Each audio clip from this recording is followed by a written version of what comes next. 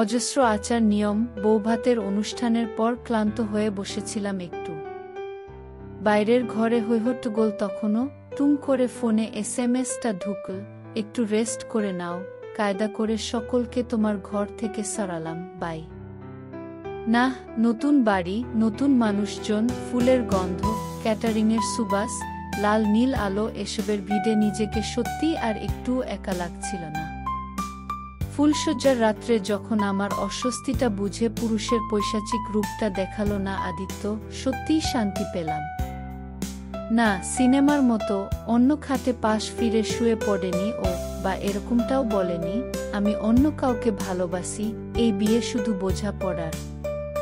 না, ওসব রিয়াল লাইফের নাটকের বিন্দুবিসর্গ ছিল না।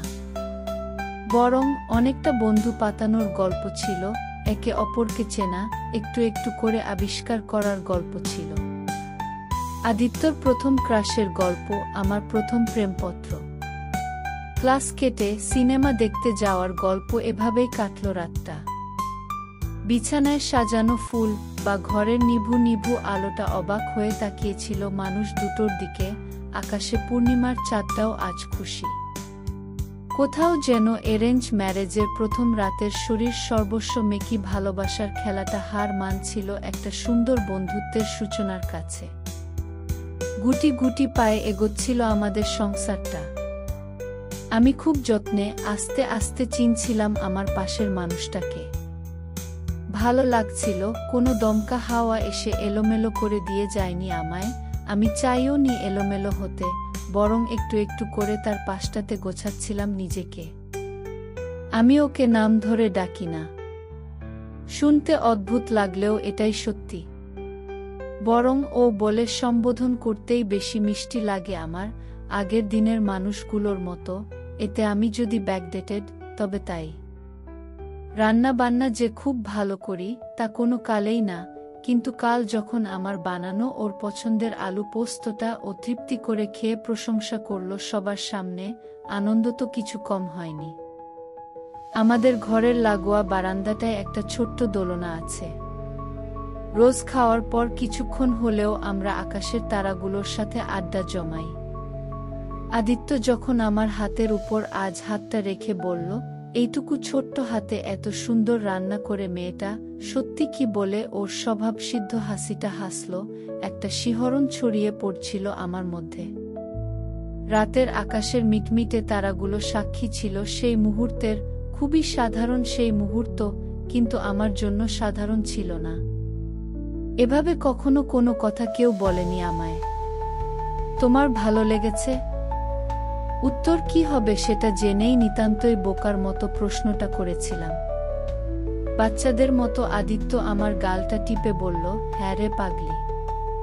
ওর ব্যাক ব্রাশ করা চুলে, ওর চোখে, ওর গালের হালকা দাড়ি, ওর হাসি, ওর কঠিন হাতের স্পর্শটা, না, কোনোদিন এভাবে মুগ্ধ হয়ে তাকাইনি আমি। আজ তাকাতে ইচ্ছে করছিল, চেয়েছিলাম ওর দিকে। ও কথা বলে যাচ্ছিল, আর চাঁদের আভা যখন মুখের উপর পড়ছিল, সেই মায়াবী আলো, কোথাও যেন মনে হচ্ছিল, এই তো সেই। আচ্ছা, তুমি আমায় ফটো দেখে প্রথমেই পছন্দ করে ফেলেছিলে? বলতে পারো, তোমার ফটো দেখে এটাই মনে হয়েছিল। তোমায় জানতে হবে, তোমার।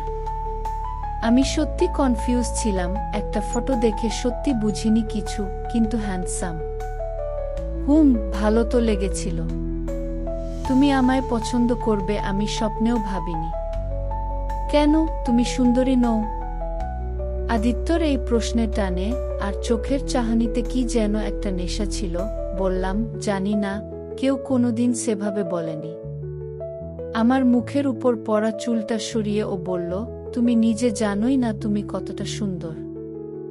ওর এই কথা আর আমার মুখে ঠোঁটে লেগে থাকা ওর হাতের স্পর্শ, পাগল হচ্ছিলাম আমি। আমার শরীরে শিরা উপশিরায় যেন জমাট বেঁধে যাচ্ছিল রক্ত ওর ছোঁয়ায়। হয়তো আমার চোখ, আমার অভিব্যক্তিই বলে দিচ্ছিল আমি ওকে কতটা চাই এখন। ওর জন্য, শুধু ওর জন্য অপেক্ষা করতেও এখন আমার ভালো লাগতে শুরু করেছে। ফোনের ভাইব্রেশনে তাল কাটল। ও ব্যস্ত হয়ে গেল ওর অনেক দিন পর ফোন করা পুরনো বন্ধুর সঙ্গে গল্পে, আর আমি অনেকটা ভালো লাগা নিয়ে চোখ বুজলাম। হ্যাঁ, সত্যি বোধ হয় একেই প্রেম বলে। বড্ড মিষ্টি এই অনুভূতি, আগে কোনোদিন এমন তো হয়নি। কখন রাতের ঘুম পড়ি, চোখের পাতায় পালক বোলালো, আর বুঝতে পারিনি।